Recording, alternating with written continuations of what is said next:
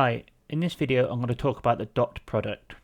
Now the dot product of two vectors a and b is denoted by this dot between them and is calculated using this summation. So here we have the ith element of a multiplied by the ith element of b, and we add up the result.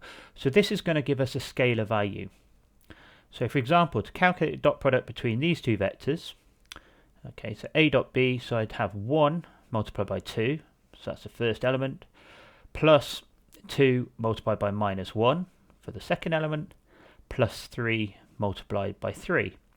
So if we evaluate that, we have 9. So 9 is just a scalar. Some people refer to the dot product as the scalar product for that reason. So what about the geometric intuition for a dot product?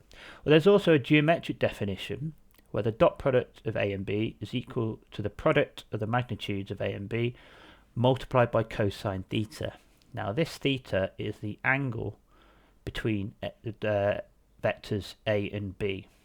Now this is a really useful result, has many applications. One of the most useful result of this is if theta was pi over 2 or 90 degrees, the the cosine of pi over 2 is 0, so the dot product between a and b would be 0.